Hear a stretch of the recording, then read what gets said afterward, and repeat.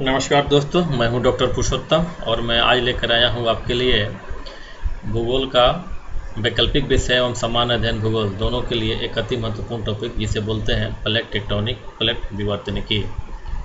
और आइए आप इस टॉपिक की हम शुरुआत करते हैं। सबसे पहले हम ये देखते हैं कि इस प्लेट टेक्टोनिक में हम पढ़ेंगे क्या। तो पहले तो ये है कि देखेंगे कि प्लेट क्या है, दूसरा हम देखेंगे कि प्लेट विवर्तनिकी क्या है, तीसरा हम देखेंगे कि प्लेट विवर्तनिकी क्या है, चौथा देखेंगे कि प्लेट विवर्तनिकी सिद्धांत के प्रतिपादन के उत्प्रेरक कारक क्या है, कि किससे ये प्रभावित होकर सिद्धांत दिया गया था। पाँचवें पे देखेंगे प्लेटों की संख्या क्या है। छठा पे देखेंगे प्लेटों का वितरण क्या है, मतलब डिस्ट्रीब्यूशन ऑफ प्लेट। सेवेंथ में देखेंगे प्लेट के प्रकार, प्लेट कितने प्रकार के होते हैं। एट्थ पे देखेंगे प्लेट विवर्तनिकी संबंधित क्या क्या मान्यता है, उसको देखेंगे। नाइन्थ में देखेंगे प्लेटों के भाग, और टेंथ में देखेंगे प्लेटों की गतिशीलता के कारण, और 11th देखेंगे प्लेटों की गतिशीलता की दिशा। प्लेट विवर्तनिकी के इतने सब टॉपिक में बटा हुआ है। इसके अलावा भी अन्य टॉपिक हो सकते हैं, जैसे कि माउंटेन बिल्डिंग थ्योरी में प्लेट विवर्तनिकी क्या योगदान है, ज्वालामुखी में प्लेट विवर्तनिकी क्या योगदान है, भूकंप में क्या योगदान है, बीओट में क्या योगदान है, सी माउंट में क्या है, सी फ्लोर स्प्रेडिंग में क्या, बहुत सारे टॉपिक इससे। चूँकि एक प्लेट टेक्टोनिक एक ऐसा सिद्धांत है जो भूगोल के करीब करीब सभी समस्याओं का समाधान करने में ये सक्षम है। तो आइए हम इस टॉपिक की शुरुआत करते हैं देर न करते हुए। और तो आप जो हम पहले वीडियो में देखेंगे उसमें हम ये देखेंगे कि प्लेट क्या है, विवर्तनिकी क्या है, और तीसरा प्लेट विवर्तनिकी क्या है। तो आइए दोस्तों देखते हैं कि प्लेट क्या है। देखिए, प्लेट का तात्पर्य उस भूपटलीय इकाई से है जहां भूकंपीय तरंगों का प्रभाव न्यून होता है, या इसको ये किस तरह कह सकते हैं कि प्लेट वह दृढ़ भूखंड है जहां भूकंपीय तरंगों का प्रभाव न्यून होता है, उसे ही हम प्लेट कहते हैं। प्लेट एक दृढ़ रिजिड मॉस होता है, दृढ़ भूखंड होता है जहां पर किसी प्रकार के भूकंप का कोई प्रभाव नहीं पड़ता है या आंशिक प्रभाव पड़ता है। तो अब बात अगला है कि विवर्तनिकी क्या है। विवर्तनिकी का तात्पर्य प्लेटों के सीमांत क्षेत्र में होने वाले विरूपण या विवर्तन से है। अब ये है कि सीमांत क्या है। एक शब्द आ रहा है सीमांत, सीमांत इसे हम लोग अंग्रेजी में बोलते हैं मार्जिन। कि मार्जिन क्या है, तो जैसे जैसे हम टॉपिक में आगे बढ़ेंगे वैसे वैसे ये बातें क्लियर होगी मार्जिन क्या है।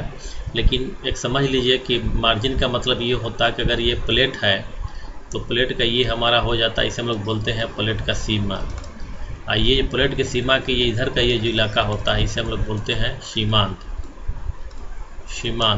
तो इसी सीमांत में किसी प्रकार का परिवर्तन होता है। तो विवर्तनिकी का तात्पर्य प्लेटों के सीमांत क्षेत्र में होने वाले विरूपण या विवर्तन या डिफॉर्मेशन से है। तो अगर दोनों परिभाषा को हम मिला लें कि प्लेट क्या है, विवर्तनिकी क्या है, तो प्लेट विवर्तनिकी को हम अच्छी तरीके से परिभाषित कर सकते हैं। तो इस प्रकार हम कह सकते हैं कि प्लेट विवर्तनिकी का तात्पर्य प्लेटों के सीमांत क्षेत्र में होने वाले विरूपण या परिवर्तन से है। विरूपण या परिवर्तन से है, उसी को हम लोग क्या बोलते हैं, प्लेट विवर्तनिकी। अब एक महत्वपूर्ण बात यह है कि कुछ भूगोलवेत्ता जो प्लेट विवर्तनिकी को परिभाषित करते हैं उसके अनुसार प्लेटों की गति एवं दिशा का अध्ययन ही प्लेट विवर्तनिकी है।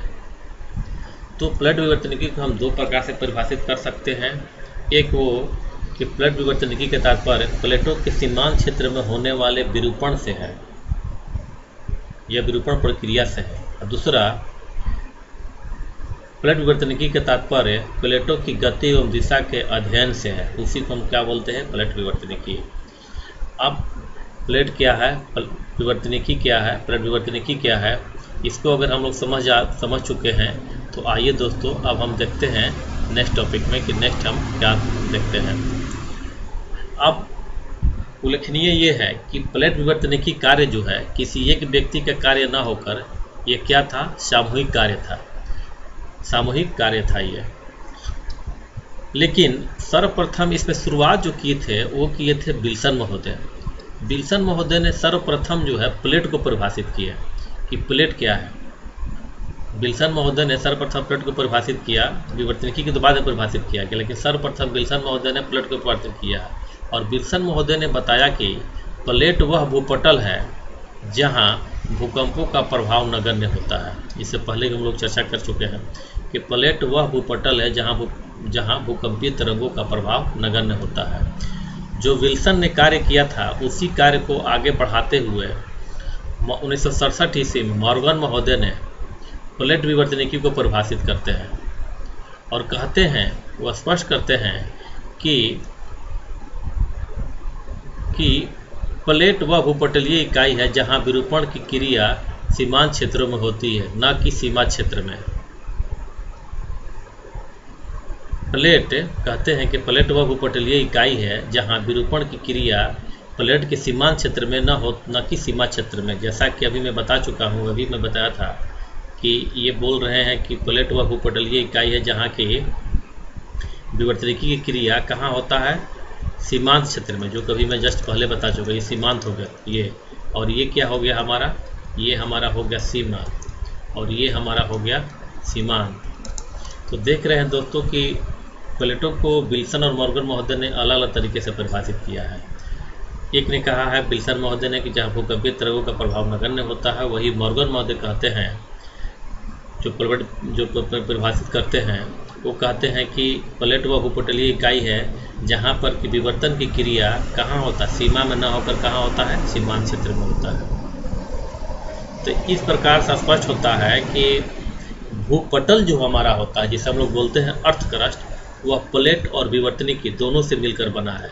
जैसे अभी हम इस डायग्राम को देखें, ये हम लोगों ने डायग्राम को देखा, ये एक प्लेट है, ये पूरा का पूरा क्या है, एक प्लेट है। तो इस प्लेट में क्या है, यहाँ पे ये सीमा भी है और यहाँ पे ये सीमांत भी है, दोनों है। तो अब ये जो सीमा और सीमांत है, तो विवर्तन की क्रिया सीमांत क्षेत्र में होता है, और ये पूरा का पूरा इधर पीछे प्लेट ही है। तो हम कह सकते हैं कि भूपटल का निर्माण जो है, या भूपटल जो होता है, भूपटल जो किससे मिलकर बना होता है, प्लेट से, और साथ में जो विवर्तन होता है, वो जो विवर्तनी की क्षेत्र होता है या विवर्तन की जो एरिया होता है, वो दोनों मिल करके होता है। उसे हम लोग बोलते हैं प्लेट या भूपटल, उसे हम लोग क्या बोलते हैं, भूपटल। तो भूपटल में प्लेट और विवर्तनी की क्षेत्र दोनों शामिल है। इस चीज़ को हमें समझना होगा। अब वही विवर्तनी की क्षेत्र है जो कि नाजुक पार्ट होता है, जहाँ पर किसी पर नाजुक या दृढ़ किसी प्रकार का हो सकता है, वो भविष्य में प्लेट का एक दृढ़ भाग बन जाता है। आइए अब हम देखते हैं कि प्लेट टेक्टोनिक सिद्धांत के प्रतिपादन हेतु उत्प्रेरक सिद्धांत कौन कौन से तो सिद्धांत थे जो प्लेट टेक्टोनिक के उत्पत्ति के आधार बने। तो जब इस पर हम प्रकाश डालते हैं तो देखते हैं कि पहला जो सिद्धांत था उसे हम लोग बोलते हैं महाद्वीपीय विस्थापन सिद्धांत, दूसरे को बोलते हैं समुद्र तली प्रसारण सिद्धांत, तीसरे को बोलते हैं आर्थर होम्स का संवहन तरंग सिद्धांत, और चौथा को बोलते हैं भूकंपीय तरंगों के अध्ययन के आधार पर पृथ्वी की आंतरिक संरचना की सटीक व्याख्या। तो देखिए दोस्तों, महाद्वीपीय विस्थापन सिद्धांत जिसका कि प्रतिपादन जो था वो किया गया था वेगनर महोदय के द्वारा। किसके द्वारा किया गया था, ये सिद्धांत किया गया था वेगनर महोदय द्वारा। और ये वेगनर महोदय कहते हैं कि सूर्य और चंद्रमा के, सूर्य तथा चंद्रमा के आकर्षण बल के कारण जो महाद्वीप है वो एक जगह से दूसरी जगह मूव कर रहे हैं, एक से दूसरी जगह मूव कर रहे हैं। इनका कहना था कि सागरीय जल पर ठोस जो महाद्वीप है वो क्या कर रहे हैं, वो तैर रहे हैं। और तैरने के पीछे कारण क्या है, सूर्य और चंद्रमा का आकर्षण बल, इसके अलावा फोर्स ऑफ बुआयंसी की भी इन्होंने बात की थी। द्वितीय सिद्धांत की जब बात करते हैं, जो इसमें दिया उत्प्रेरक काम करता है, वो है समुद्र तली प्रसारण सिद्धांत। समुद्र तली प्रसारण सिद्धांत के बारे में हम जानते हैं कि ये जो थे, ये किसने दिया था, हैरी हैस ने दिया था। और हैरी हैस महोदय कहते हैं कि जो समुद्र का तली है वो प्रसारित हो रहा है, मतलब कि प्रसरण हो रहा है, फैल रहा है। तो इसमें मतलब कि क्या, एक जगह दूसरी जगह इसमें भी विस्थापन हो रहा है। तीसरा सिद्धांत जो था, जो प्लेट विवर्तनिकी के सिद्धांत के प्रतिपादन का आधार बना, उसे हम लोग बोलते हैं आर्थर होम्स का संवहन तरंग सिद्धांत। आर्थर होम्स का सिद्धांत जो था एक भू आकृति विज्ञान में एक बहुत महत्वपूर्ण सिद्धांत माना जाता है। तो ये इन्होंने कहा था कि जो पृथ्वी के अंदर जो संवहन धाराएं चलती है, वो संवहन धाराएं जो है वो एक ऊर्जा का बहुत बड़ा स्रोत होती हैं, जो एक जगह से दूसरी जगह प्रसारित होती हैं। और ये जो ऊर्जा का स्रोत होता है वो महाद्वीपों को एक जगह से दूसरी जगह क्या करता है, वो विस्थापित करता है।